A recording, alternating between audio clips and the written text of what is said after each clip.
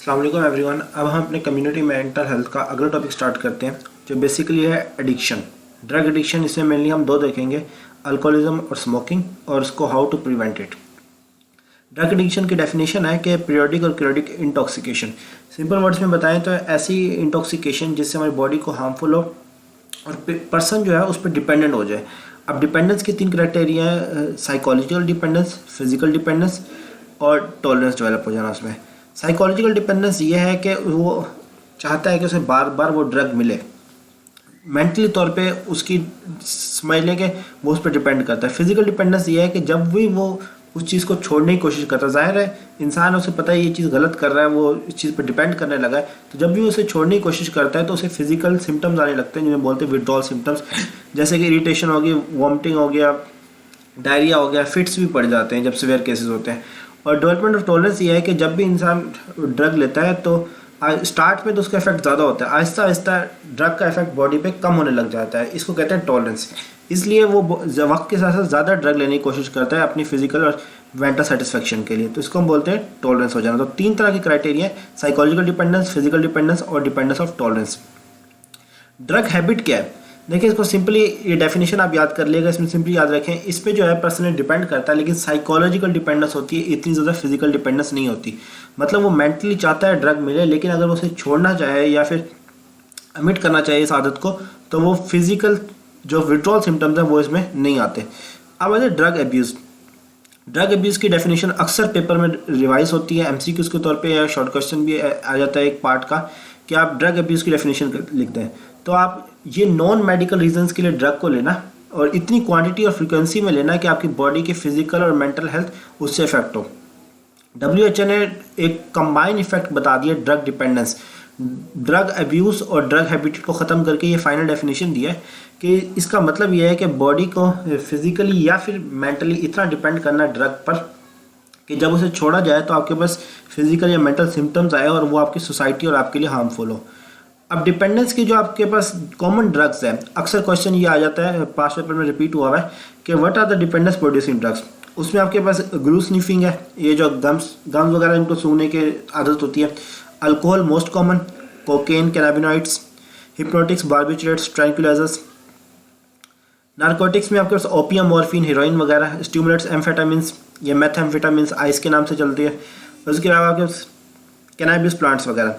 ये आप याद रखें, हार्ड ड्रग और सॉफ्ट ड्रग के दरमियान डिफरेंस। हार्ड ड्रग वो ड्रग होती है जो आपके पास नारकोटिक्स में आती है, जैसे ओपियम, मॉर्फिन, हेरोइन वगैरह, जो कॉमन डे लाइफ में बार्बिचरेट्स और ट्रैंक्विलाइजर्स एज अ ड्रग भी यूज़ होते हैं जो हॉस्पिटल्स वगैरह में, तो अगर उनकी आपके पास एडिक्शन हो तो वो है सॉफ्ट ड्रग में इंक्लूड हो जाते हैं। तो हार्ड ड्रग्स आपके पास नारकोटिक्स, सॉफ्ट ड्रग्स जो नारकोटिक्स नहीं होते। Factors associated with high risk of drug abuse. Social factors है, मतलब आपके पास कॉजेज़ क्या है, आप ये भी कह सकते हैं कि ड्रग अब्यूज़ की कॉजेज़ क्या कह सकते हैं। सबसे पहले सोशली ये है कि आपके ब्रोकन होम्स हो, मतलब सोशली कोई भी ऐसे फैक्टर जो आपको मेंटली या फिजिकल डिस्टर्ब कर रहे हैं। ब्रोकन होम्स हो, रिलैक्स पेरेंट्स हो जो मतलब डांटते वगैरह नहीं है, बच्चों पे कंट्रोल नहीं होता, हाई रेट्स ऑफ क्राइम वगैरह हो, या माइग्रेशन हो। इकोनॉमिक फैक्टर्स में है unemployment, low income, poor housing, क्योंकि वो इंसान पे डिप्रेशन में चले जाता है और ड्रग्स अपने माइंड को रिलैक्स करने के लिए ड्रग्स को यूज़ करता है। साइकोलॉजिकल फैक्टर्स में स्ट्रेस, एंजाइटी, डिप्रेशन है, और वेट लूज़ करने के लिए भी होता है कि आपके पास इंसान को भी कम खाते पीते जब ड्रग्स को यूज़ करता है तो उसका वेट लूज हो जाता है। या फिर to look cool in elite class, क्योंकि ये आपके पास ग्लैमर बना दिया गया है, ज़्यादा ड्रग्स को यूज़ करना मूवीज़ वगैरह में भी दिखाया जाता है, तो कूल लगने के लिए भी ये लोग यूज़ करते हैं।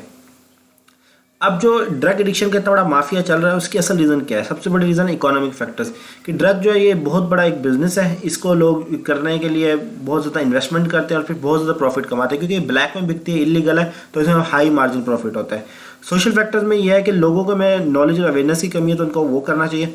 कल्चरल फैक्टर्स में कुछ कल्चर्स ऐसे हैं या फिर कुछ रिलीजन ऐसे हैं जिसमें अल्कोहल का यूज़ आम है, जैसे क्रिश्चियंस वगैरह तो ये ज़्यादा यूज़ करते हैं, तो इस तरह। या फिर कुछ आपके पास क्या है कि कंट्रीज ऐसे जिसमें अल्कोहल पे बैन नहीं है और कॉमन यूज़ की जाता है, और जो अल्कोहल और स्मोकिंग है ये तकरीबन बॉडी की हर डिजीज़ में इन्वॉल्व होते हैं।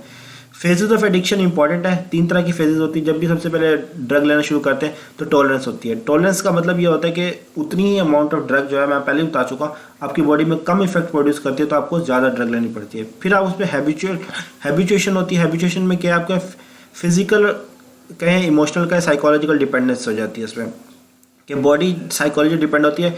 वो बार बार सपोज करें एक इंसान है जो 5 सिगरेट पीता है, वो साइकोलॉजिकल नीड उसकी इतनी बढ़ जाती है, फिर उसका ऐसा दिल करता है बाद में 5 से 10 पिए, 10 से 15 पिए, तो वक्त के साथ साथ इंक्रीज डिमांड हो जाती है। डिपेंडेंस ये है कि वो फिजिकली और मेंटली दोनों तरह से डिपेंड हो जाता है।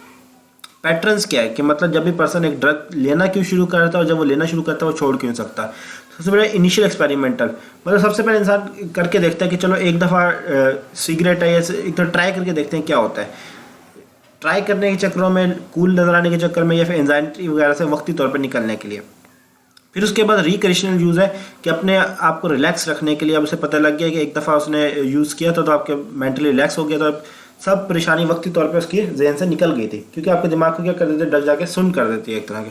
तो ये दोबारा रिलैक्स होने के लिए जब भी इससे प्रॉब्लम आती है, क्योंकि प्रॉब्लम्स तो लाइफ का हिस्सा है, तो वो रिलैक्स होने के लिए बार बार उसको यूज़ करता है और फाइनली उसकी बॉडी उस पर डिपेंडेंट होने लग जाती है।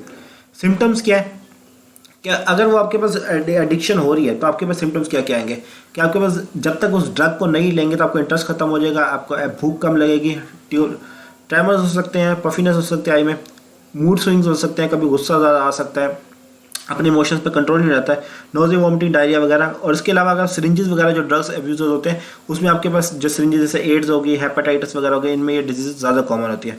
हार्मफुल इफेक्ट्स डेफिनेटली वो पूरी बॉडी के लिए हार्मफुल है, फिजिकल हेल्थ को इफेक्ट करते हैं, सेक्शुअल पावर डिक्रीज हो जाती है, लिबिडो हो सकती है, इकोनॉमिक फैमिलीज में रन करता है। या फिर आप देखें जो मेल होते हैं जब वो ज़्यादा ड्रग यूज़ करते हैं तो अब उनके पैसे कम पड़ जाते हैं, क्योंकि ड्रग डेफिनेटली मैंने आपको बताया ये बहुत बड़ा बिजनेस है, तो उसके लिए क्राइम्स वगैरह से बढ़ जाते हैं, फीमेल्स जो है प्रोस्टिट्यूट्स वगैरह बन जाती है। अब जो मोस्ट रिपीटेड क्वेश्चन है पास्ट पेपर्स के लिहाज से, जो इंपॉर्टेंट है यूएचएस के लिहाज से, वो ये है कि प्रिवेंशन कैसे की जाए। प्रिवेंशन है एक, और दूसरा ट्रीटमेंट। प्रिवेंशन में देखें 3 तरह की अप्रोचेज है, legal approach, educational approach, community approach. Legal approach को आप इतना समझ लें कि आपने लीगली कानूनी तौर पे सारे आपके पास टोबैको प्रोडक्ट्स जितनी भी हैं उसकी आपको एडवर्टाइजमेंट प्रोविशन करनी है, मतलब एडवर्टाइजमेंट कम करनी है, और बैन लगाना है पब्लिक एरियाज़ और स्कूल एरियाज़ में कि स्मोकिंग ना हो। उसके अलावा एजुकेशन में भी इस बात को शामिल करना है कि अब देखें जैसे न्यू बुक्स आ रही हैं उसमें स्टार्ट में या फिर एंड पे लिखा होता है स्मोकिंग या फिर हार्मफुल इफेक्ट्स और ड्रग्स के बारे में, तो ये चीज़ भी शामिल की जाए। एजुकेशनल अप्रोच ये है कि आपके पास कैंपेन्स वगैरह की जाए, लोगों में अवेयरनेस पैदा की जाए। कम्युनिटी अप्रोच ये है कि कुछ अल्टरनेट किया जाए, मतलब जो लोग एडिक्ट्स हैं उनको कुछ अल्टरनेट एक्टिविटीज़ दी जाए ताकि उनका माइंड डाइवर्ट हो और उसकी तरफ ना हो, जैसे स्पोर्ट्स है, एथलीट्स है, म्यूजिक, रिलीजन वगैरह है, तो उसकी तरफ माइंड लेके जाया जाए। तो हमारे पास 3 है, legal approach, educational approach, community approach, ये है प्रिवेंशन की। अब अगर ड्रग एडिक्शन हो गई है तो उसको ट्रीटमेंट कैसे किया जाए। हॉस्पिटल ट्रीटमेंट इसके लिए सबसे ज़रूरी है कि ड्रग एडिक्ट खुद और जो उसकी फैमिली है वो इस चीज़ के लिए रजामंद हो के उसका ट्रीटमेंट किया जाए, तभी वो मेडिकली ट्रीटमेंट पॉसिबल है। साइकेट्रिक ट्रीटमेंट यह है कि पेशेंट को ये साइकेट्रिक तौर पर उसे समझाया जाए कि ये ड्रग बुरी चीज़ है और इसको इससे जान छुड़वानी है, तो उसे मोटिवेट किया जाए अच्छी एक्टिविटीज़ की तरफ। फिर फाइनली रिहेबिलिटेशन सेंटर, जिनको लोगों को बहुत सख्त आदत पड़ गई है और वो अपने वो कंट्रोल नहीं कर सकते, उन्हें रिहेबिलिटेशन सेंटर्स जो बेसिकली शहर से बाहर बनाए जाते हैं उसमें उनको रखा जाता है। वहाँ पे वोकेशनल ट्रेनिंग यूनिट होता है, मेडिकल यूनिट होता है, एजुकेशनल यूनिट होता है और मैनेजमेंट यूनिट होता है। ये सारे जो यूनिट्स हैं ये मिल के पर्सन को वहाँ पे रखा जाता है जब तक उसकी एडिक्शन खत्म नहीं होती। 6 महीने का, साल का कोर्स होता है और उस एडिक्शन को खत्म किया जा सकता है। ट्रीटमेंट में आपके पास हॉस्पिटल में ट्रीटमेंट हो सकता है, साइकेट्रिक ट्रीटमेंट हो सकता है और रिहेबिलिटेशन ट्रीटमेंट हो सकता है। अब हम यहाँ पे अपनी बात खत्म करते हैं, इससे ज़्यादा हम अगले टॉपिक में, अगले वीडियो में बात करेंगे। कोई क्वेश्चन हो कमेंट सेक्शन में पूछ सकते हैं। Thank you so much.